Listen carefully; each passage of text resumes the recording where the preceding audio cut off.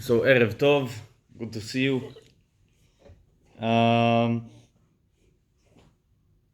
Today we will talk more about Purim,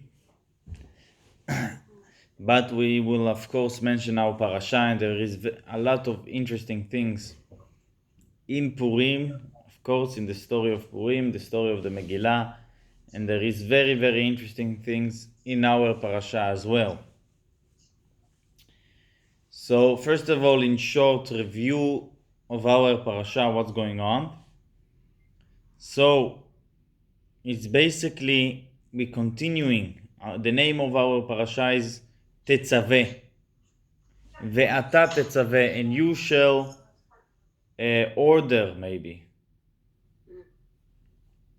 Tetzave is from the word tzivui. Tzivui is order, not order as mesudar, as order like command.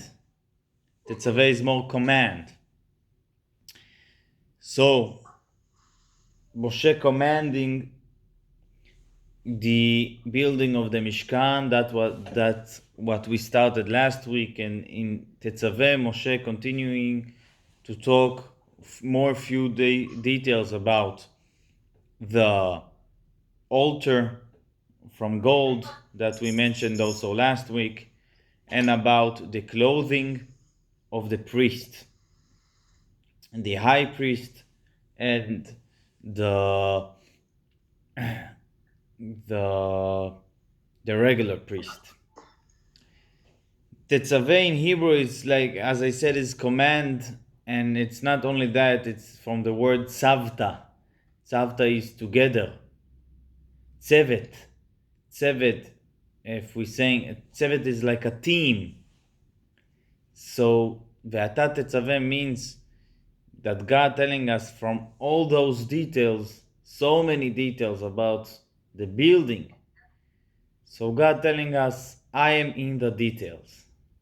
I am in the details. When you're doing the details, I am there.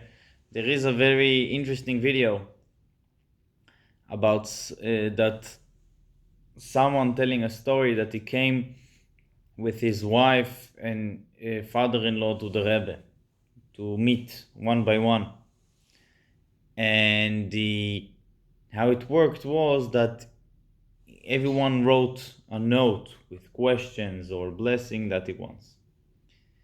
And he said, I have no question, I need no blessings. He said to the secretary. So he told them, write something. So he wrote the only question that he had on Judaism at all in general. What was the question? The question was, if God is so great, why does he care about so small details? So he said that the Rebbe is reading his notes and pick up his head and telling him, I don't understand the question. So he thought that the Rebbe didn't understand the English. So he starts saying it in Yiddish. So the Rebbe told him, no. The Rebbe asked him, telling him, the commandments, the mitzvot is not for God, it's for us.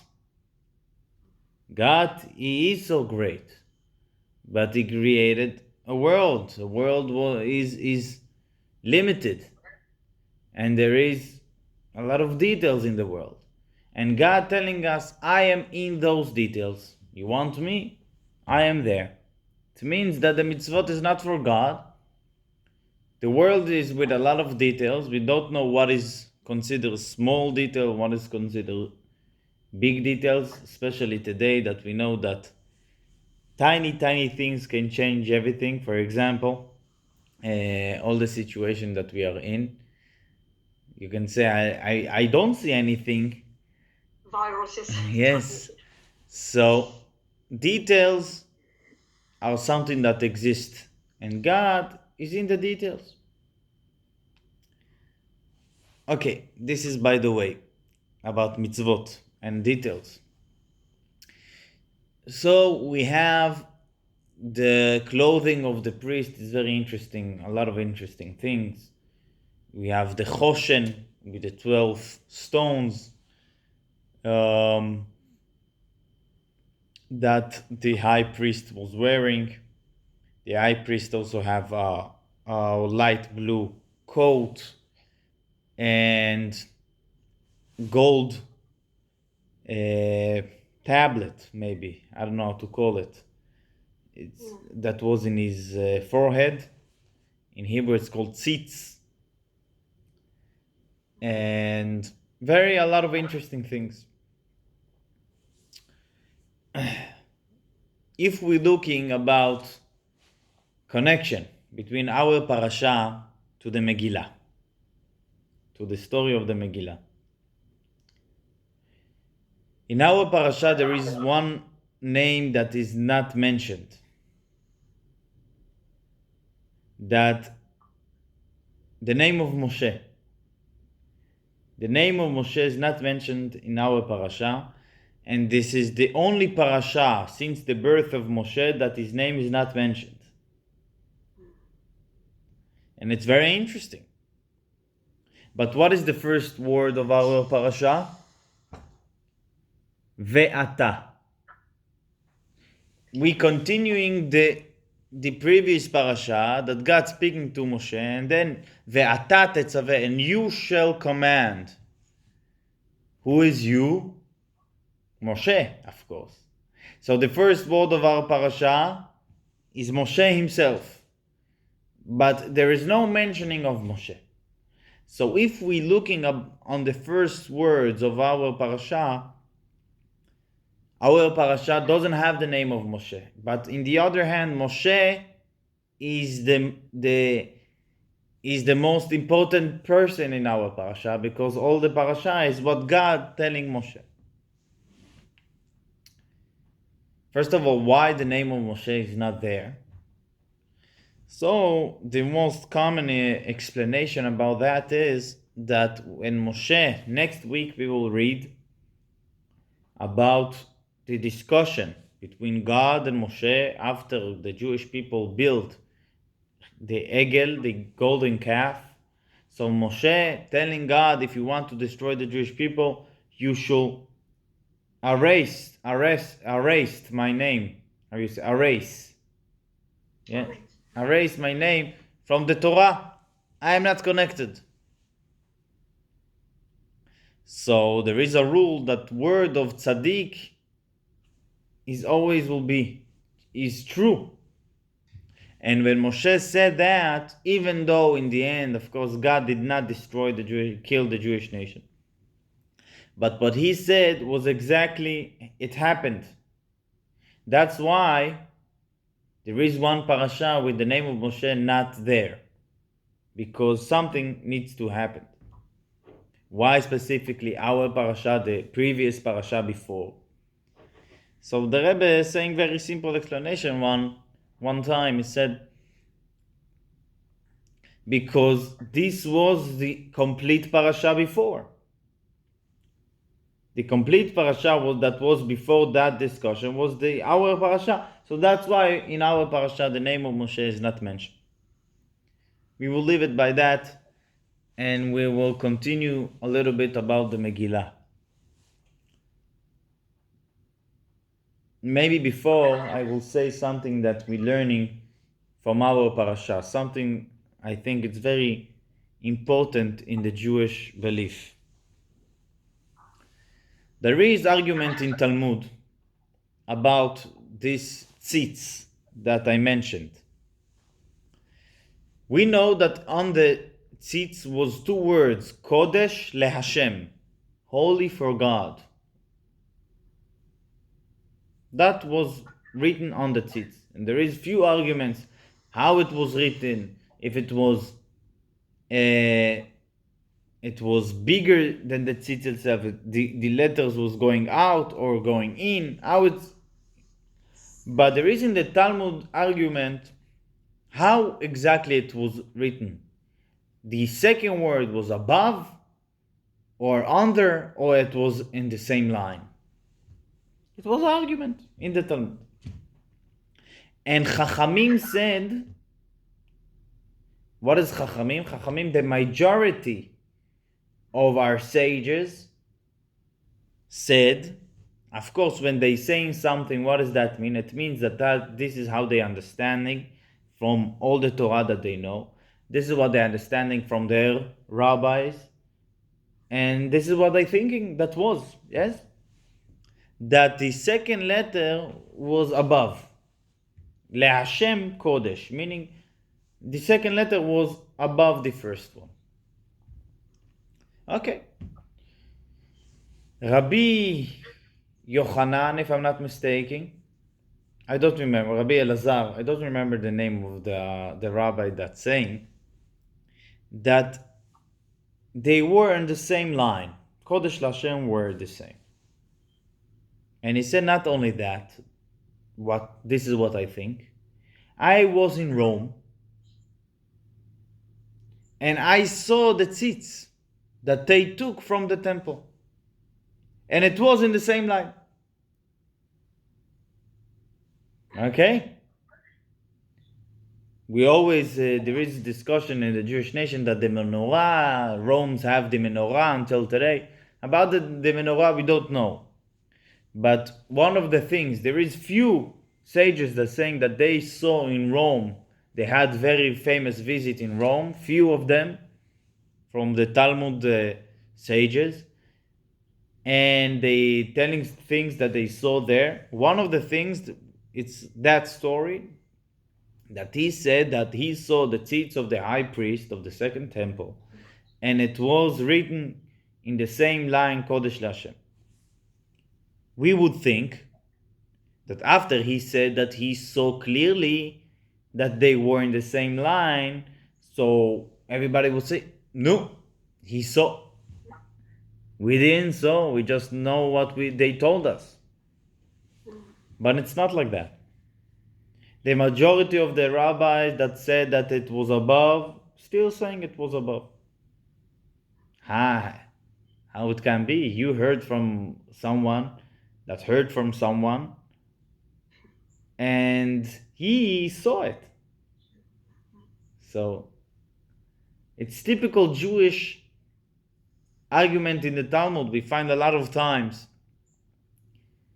and I will say something similar for that. We have Rashi, that we talked about him a lot, and we have the Rambam, for example. They both saying that the menorah of the temple was not round, it was straight. That's what they say. But in most of the archaeological discoveries that we find of pictures of the menorah that they have in that time, it's round. Not all of them, a lot of them. So what we thinking now? It was round or it was straight? Or for the tzitz, it's more strong example. It was one line or two. So we find that the sages did not say, oh, you saw. Why they didn't say that?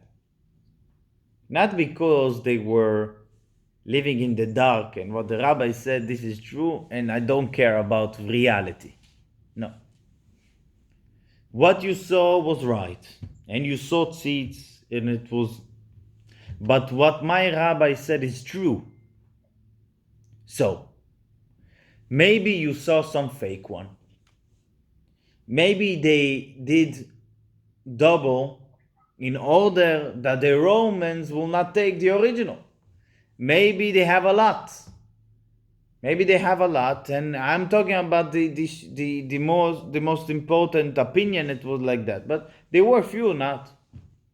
Maybe because, and this is something about that we find a lot of times. You find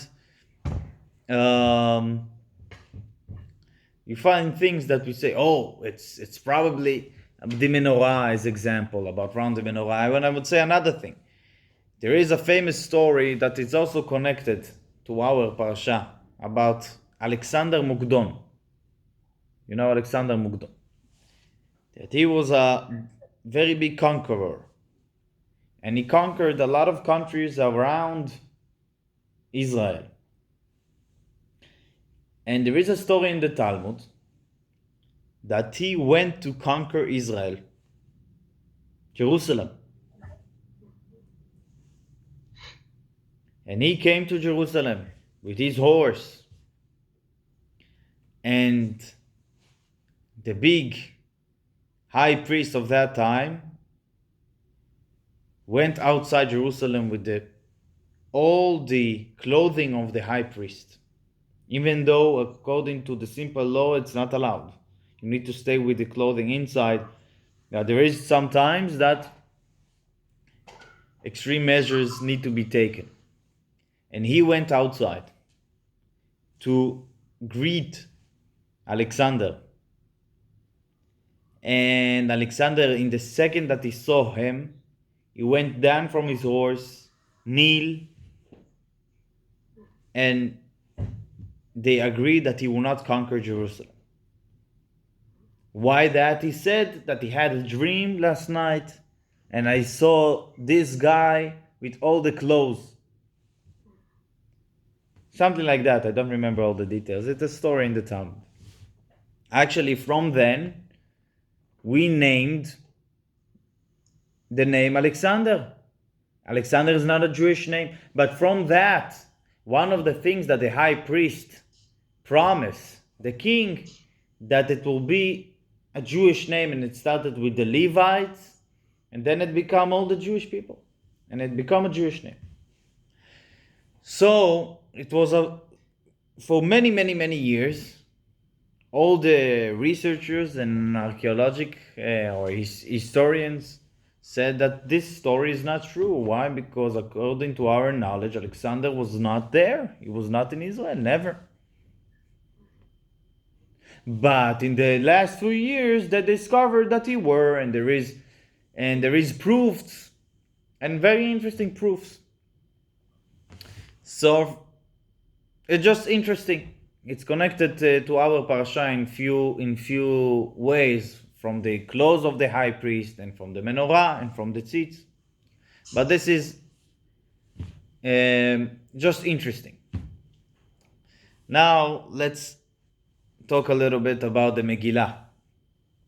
So if we want to find some similarity between the Megillah and our parasha.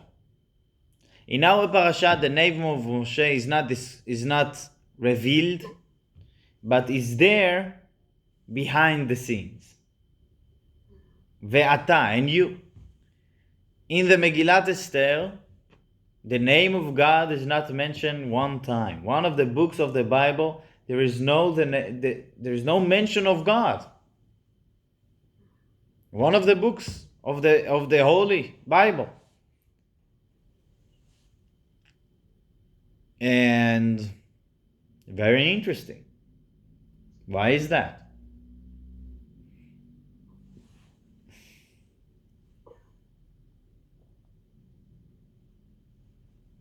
It's a very interesting question. This is, I think, the most important question. We will say another few ideas, and we will connect everything, Bezrat Hashem. Of course, it's all from the Rabbi's talks. And the story of the Megillah, we will not say all the story, but there is very interesting things. The Megillah telling us that when Mordechai heard about the situation that there is a letter from the king that ordering or allowing every person that want to kill Jews, that he invited to do it in 13 of Adar. What he did? He was wearing, how you say, sack. It's a Jewish way. Lapsenpak, maybe. Lapsenpak. I don't know. okay. It's like a grief, show of grief. And he went in all the Jewish places and encouraged everyone to do tshuva and to learn Torah. And he was calling the kids and learn with them, with the kids. Until that Esther did not heard about the new order of the king to kill. Esther was in the palace. How she knew that there is order of the king to kill the Jewish people? She did not heard about the order. She heard that the leader of the Jewish nation going crazy outside, crying and everything. So she went to ask him, why do you cry? And he answered her with the letter of the king. What do you mean why I'm crying? There is a new decree to kill the Jewish people. So now let's a little bit understand what's going on.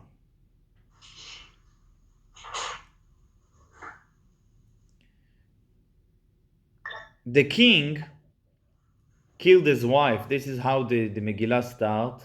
He killed his queen. It was in the 3rd year of his kingship. He took a new wife. In the 7th year of his kingship, he took a new wife. Who was it, this new wife? Esther, the queen. She was a woman that he chose to be his wife. In that time, that he have a Jewish wife, the king have ministers, and one of them is Mordechai. He was a minister in the king's palace. He was not only a person that going around is the palace of the king, he was a minister. And this minister, if you remember correct the Megillah, he saved the life of the king once. When 2 ministers conspired to kill the king, Biktan Vateresh, Mordechai understood them, and he told that their conspiracy, their plot, he told that to the queen, and the queen told the king, and the minister Mordechai saved the life of the king. So let's try to imagine that. We have the king of the world, 127 countries under his kingdom. And his wife that he chose was Jew. And one of the ministers that saved the life of the king was the leader of the Jewish nation. And they, hearing that there is a new decree to kill the Jewish people, what are they doing? What was their reaction?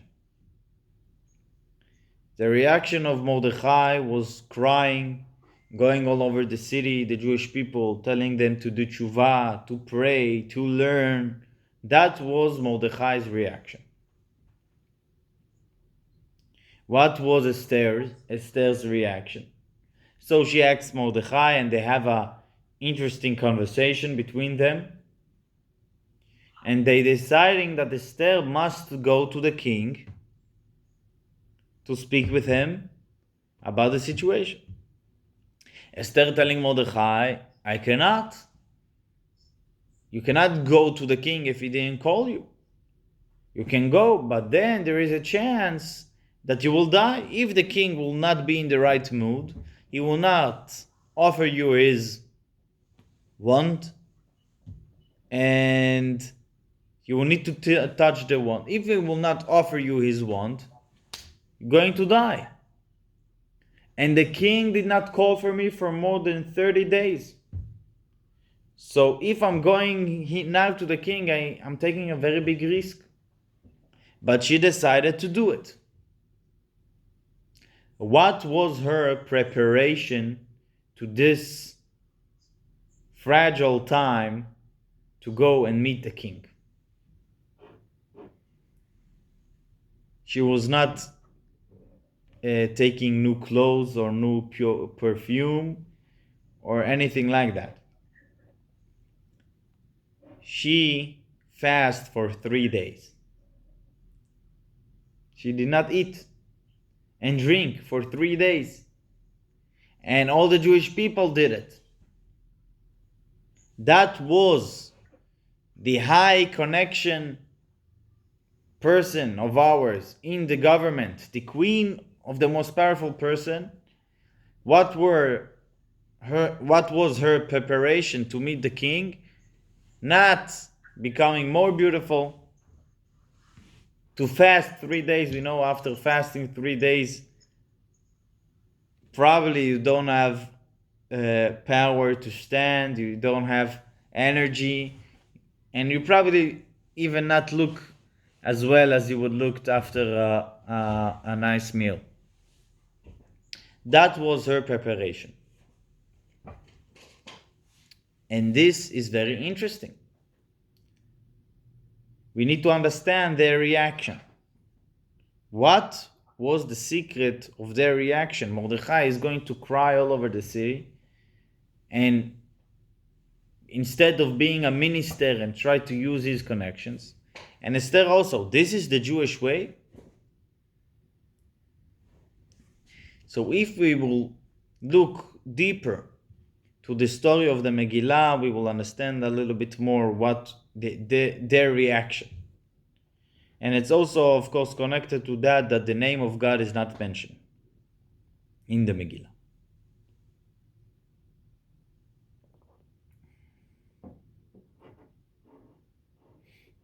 I will ask you more question.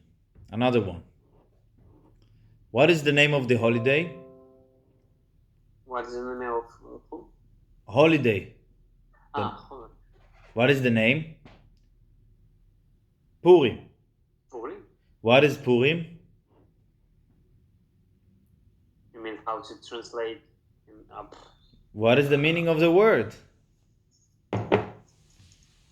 That, to be honest, such a shame.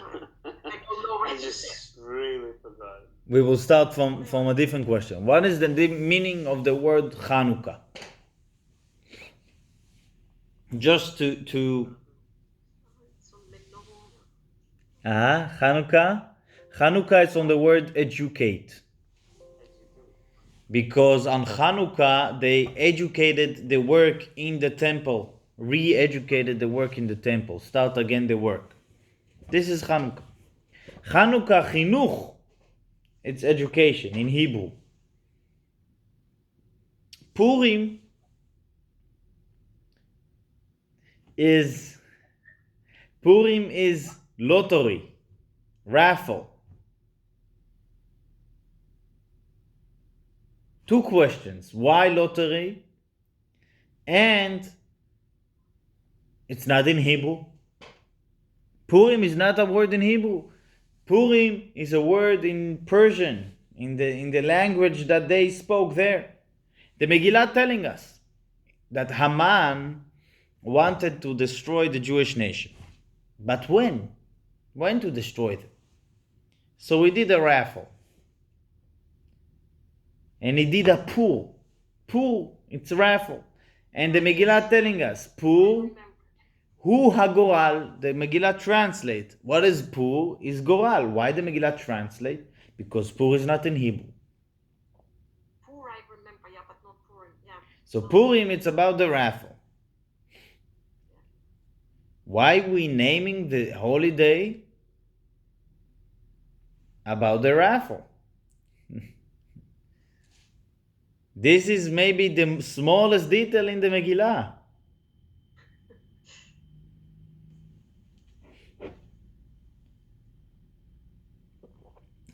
Okay? So maybe we will say one detail that will give us explanation, but after that we'll say a different explanation, more deeper. First of all, we should know something very interesting about the Megillah. The Megillah is a book that was written by the Persians, not by the Jews. Maybe it was written before by Mordechai and then was translated to Persian, and the Megillah that we have is the translation of the Persian. The Persian is actually, you knew that, Chaim? No, I'm very surprised. This is saying that explanation. Rabbi Avraham ibn Ezra, one of the most famous Jewish scholars and commentaries on the Torah and on the Bible, and he's saying that it's not a Jewish. It was the written that we have. It's translation of the Persians. What we understand from that? First of all, we understand why there is few details of the Megillah. First of all, why God's name is not there, because they wrote their gods, and we erase that.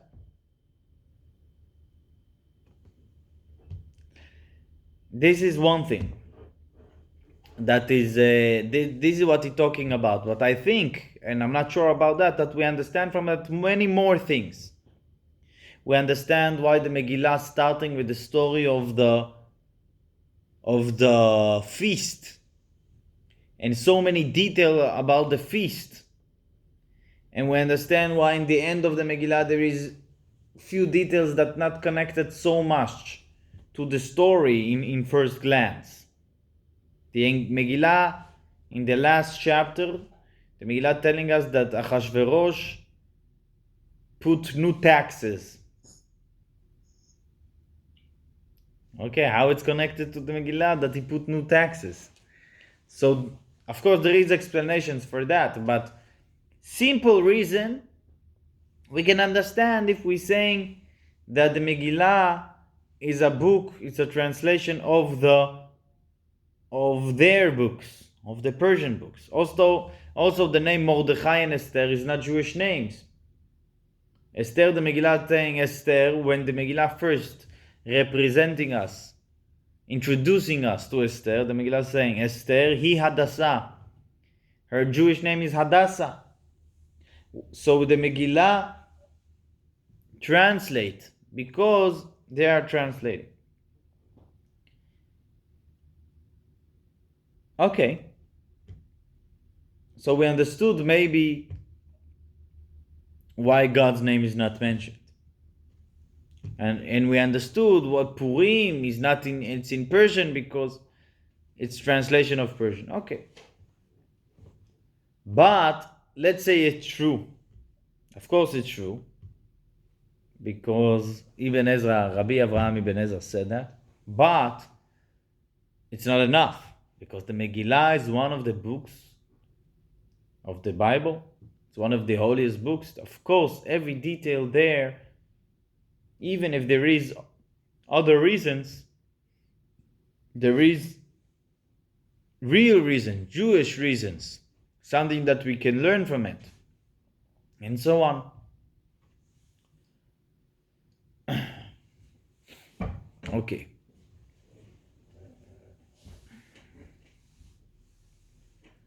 So,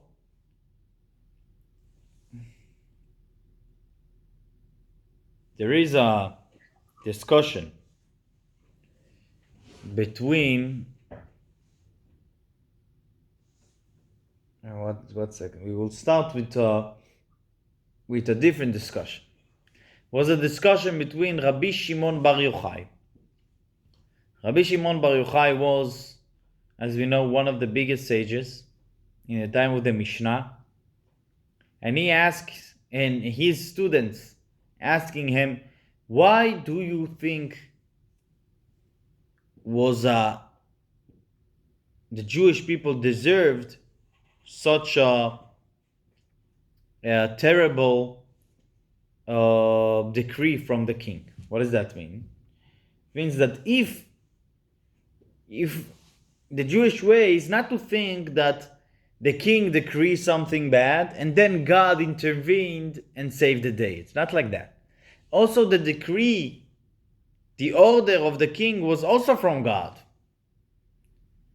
So why there were a side, let's say, it was a side in heaven that the Jewish people deserved this terrible thing? What was the thing that they did to deserve such a terrible thing? This was the question that they, of course, they didn't get it because they regret and everything. But what was the side to say that the Jewish people deserved to everyone will die? And Rabbi Shimon asked, telling him, his students, you should tell me, what do you think?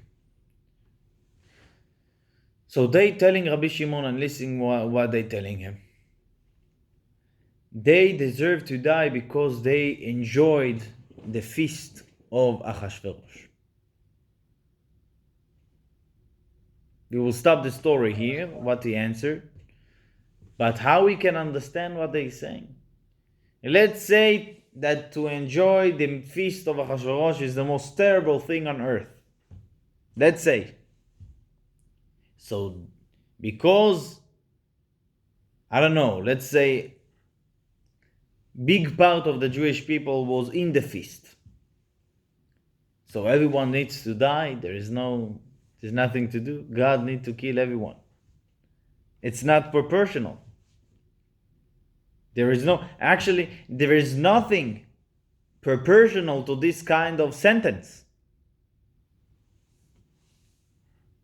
By the way, there is such a thing that rabbis, people that they are rabbis, saying reasons for things, why things happening in the world.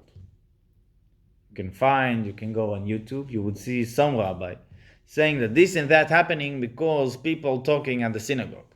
This and that happening because ta. And it's not true because we don't know why things are happening. And in the previous generation, rabbis said explanations about the Holocaust.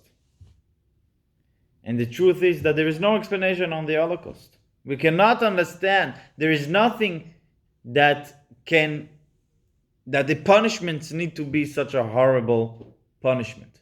And so this is what we don't understand about the answer of the students of Rabbi Shimon. Because they enjoyed the meal, so they need to deserve to die. It's crazy. So let's go to a different discussion and we will wrap everything up. The emperor of Rome, Adrianus the emperor, was a friend of Rabbi Yoshua ben Levi, if I'm not mistaken. He was a friend of Rabbi. But he told Rabbi Yoshua ben Levi, he told one of the rabbis that how smart is the sheep if he can escape so many wolves. What he wanted to say? He wanted to say about the Jewish nation. The Jewish nation is like a sheep standing between 70 wolves trying to catch her. And the sheep surviving and surviving and surviving. So he's telling the rabbi, so amazing sheep, the skills of surviving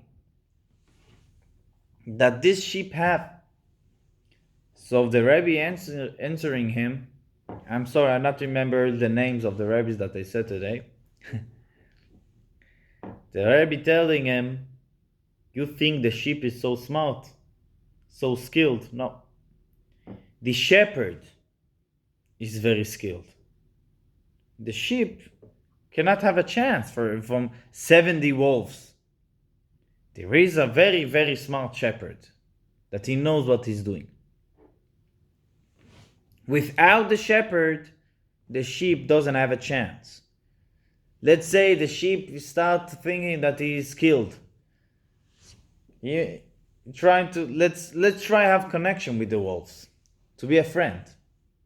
So we find 2 wolves, and he convinced them to be the sheep's guards. But tomorrow will come another wolf, and You do like that, Wolf. What are you doing? Let's eat this sheep. Yes? So, what is that telling us? Jewish nation surviving for so many years. The question is why? The Jewish nation is very skilled nation, very intelligent, very powerful, very smart, with strong survival skills. True. But does he have chance to survive 70 wolves? Or there is strong shepherd? So the Jewish people, a quick question, what was before, Hanukkah or Purim?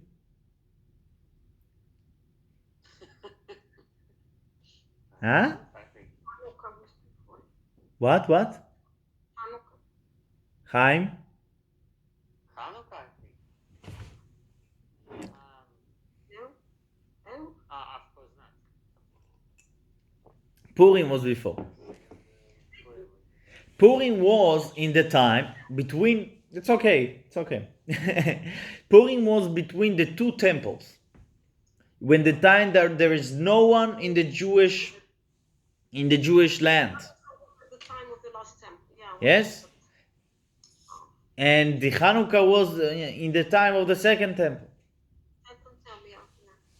So the Jewish people living in Shushan, after many years that they're not living in the Jewish land, and many years that when they lived in Israel in the time of the temple was 100 years of the Babylonians and Ashur, the kingdom of Ashur, killing and destroying the Jewish people. Millions of Jews died in the first temple, in the end of the first temple. They were in a terrible situation. And they're living in Shushan. And the new king Ahasuerus, start rebuilding the connection with the Jewish nation, inviting them to the feast in honor of the third year of his kingship. Jewish people saw the invitation. They feeling on the top of the world. The king inviting us for half a year festival. You know that the feast of the Ahasuerus was 180 days. Crazy. And the Jewish people came there. Of course they will come. So he had, 3 years of kingship and half of a year celebration of 3 years. He started half of a year celebration, yes. When it was 5 years of his kingship, then 1 year celebration. No, there is actually, it's very interesting question. Why he need to celebrate so much? Because he was king for 3 years. So it's a different topic. He had other reasons. He had other reasons to celebrate. If whatever, it's out of the topic. Let's finish our point and we will. Okay. Yes. It's not because of Esther. I thought maybe it's because of. No, in that feast, he killed his wife, and 4 years after, he chooses his new wife. Took him 4 years to choose. Because I thought Esther maybe was involved. Yeah. So Jewish people coming to the feast. For them, it was, they felt that they started getting somewhere.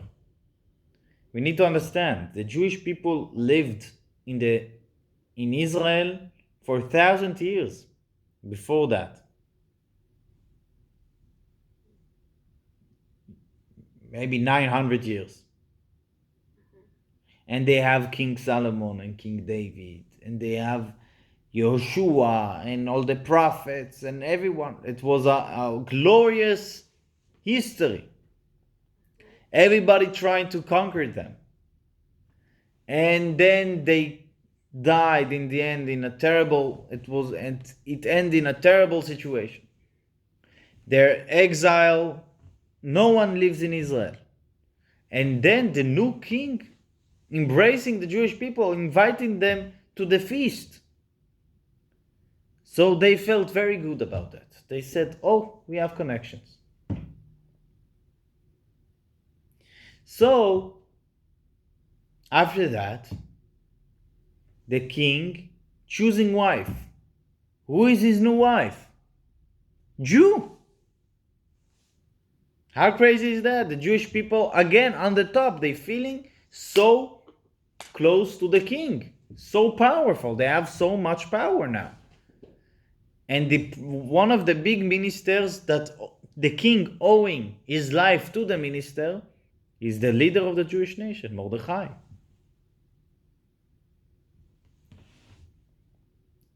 If we will do I don't know how to say it, maybe a graph or demograph of the safest, the most strong political power of the Jewish people that they had. Shushan, the time of Purim, would be the highest. The queen and one of the biggest ministers are Jews. If we will do the same graph, what was the time of the most dangerous time to be a Jew? It will be Purim.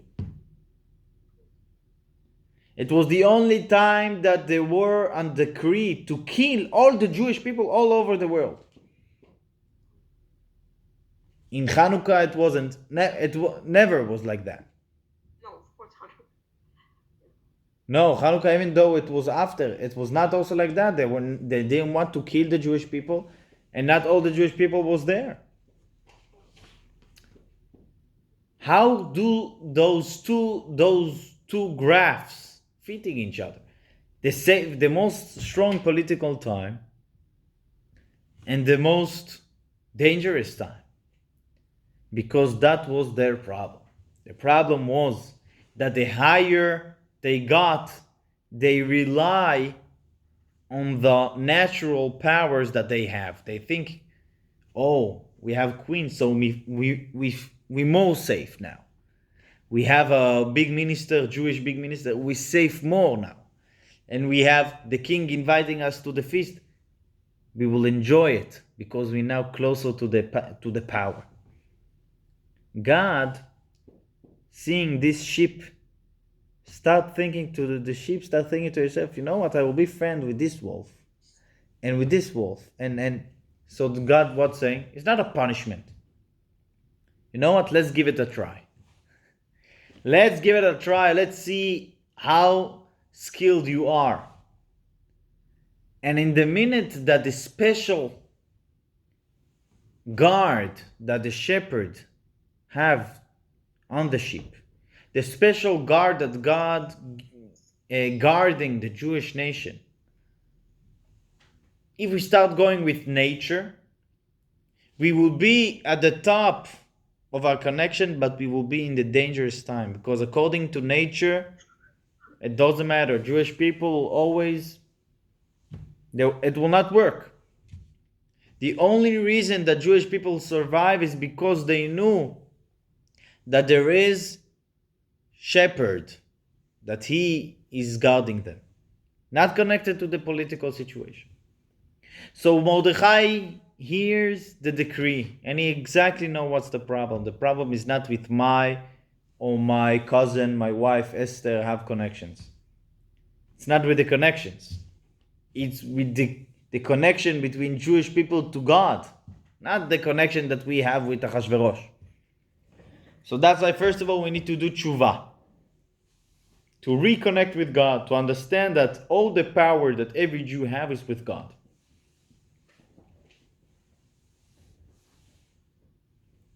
And after that, he's telling Esther, you need to go to the king. Why? Because this is all the reason that you are there. God prepared everything. And Esther know that. And what Esther? Esther telling him, okay, so I will fast 3 days. I will reconnect with God as strong as I can. And then I will go to the king. You will not be so beautiful. This is only a tool. The shepherd doing the work.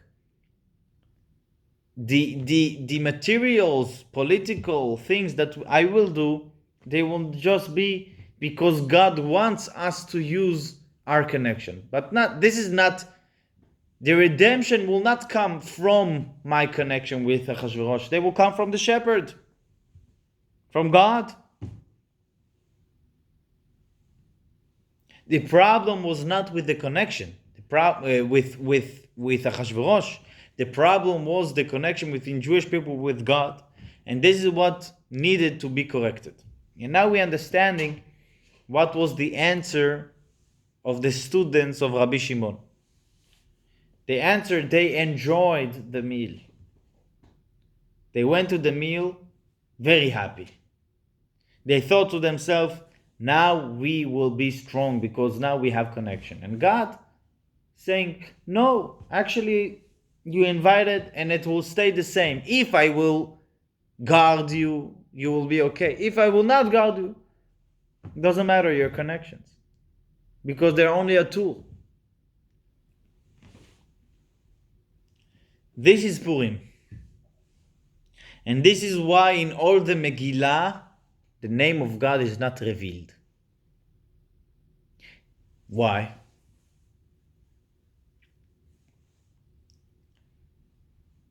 Because the connections, the natural powers, the natural tools that we got is only a tool that God is in there. You need to know that God is in there. I will explain. If we will look all the whole story of the Megillah, there is no miracle there that is like above nature. That's what I wanted to say also. I'm sorry I took your idea. Yeah, it's very interesting.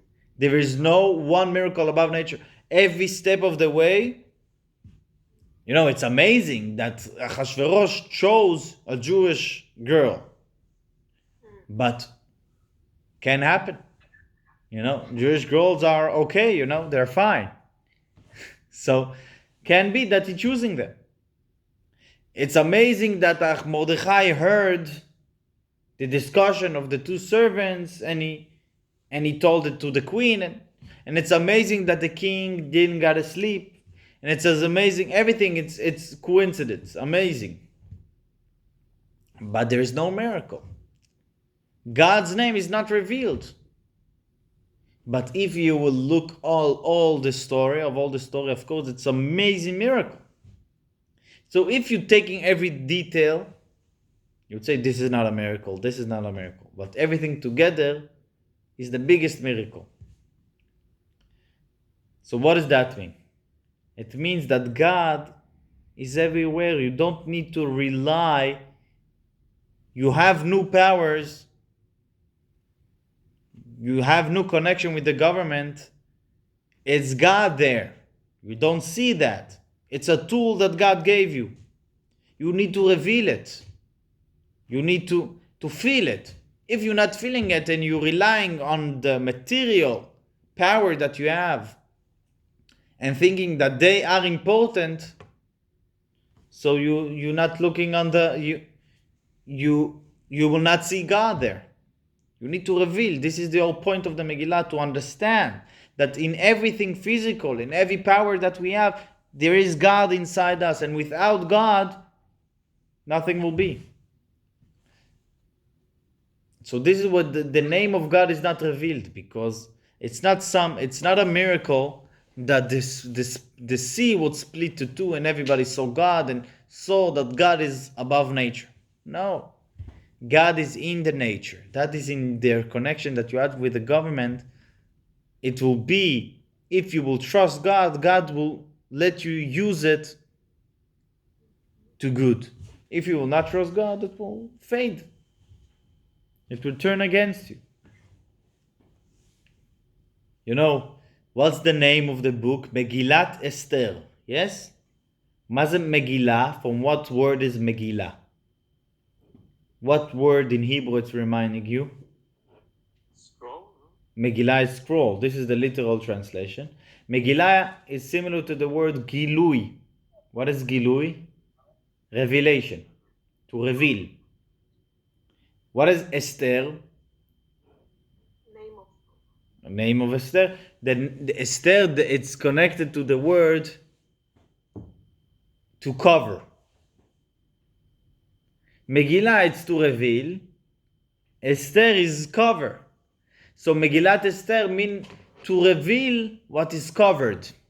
This is the inner explanation of the word. Megillat Esther, to reveal what is covered. What is covered? It's covered that the God is all the story of the Megillah. God is there. You need to reveal it. You need to know that everything that happened, that the king have a feast and he kill his queen. You would think, crazy king killing his queen, not connected to us. But no, this was God.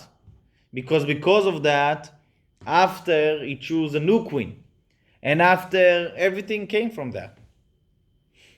So if you trust in God, if you have God inside your life, so you use all the tools that God giving you. If you not trust in God and you have a lot of tools, the tools will not help. Because everything can change upside down. As we saw, the time of Purim was the safest time, but was in the same time was the dangerous time that the Jewish people had. So this is the idea of the Megillah, and it's connected to that the name of God is not revealed. What is connected to the name of the holiday? The name of the holiday is raffle. What is raffle? Absolute chance. Absolute chance. There is 12 cards, and Haman choosing one card that's saying, I will kill them in Chodesh Adar. It's not absolute chance. God took Adar from inside, because Adar is a very important month. It's happiest month. And that's why it was, God is in all the details. There is no absolute chance. So, let's summarize a little bit. God giving everyone tools. He giving up skills, giving talent, giving job, giving house. It's all tools. But the secret of the surviving of the Jewish nation, it's not because they are so intelligent and so smart. It's because there is a good shepherd that giving them the tools and giving them the blessing that they will use these tools wisely. The secret to have more success is to remember the shepherd, because sometimes you forget in the shepherd. So the shepherd tell you, okay, let's see if your tools are working. If not, it can be not, because the Jewish way of protection is not according to nature. It's something else. It only depends on the shepherd, because in nature we have 70 wolves trying to kill us. So this is what we need to learn from Purim. This is what we need to take to our life. Everything connected to our shepherd. As we say in Tehillim, God is our shepherd. There's nothing we have nothing felt. How you say felt? No, felt is in Yiddish. We know missing nothing. We have everything, because God is our shepherd. L'chaim, that we will have a happy holiday, happy month, and happy life, and we will take happiness from this holiday to the rest of the year. L'chaim.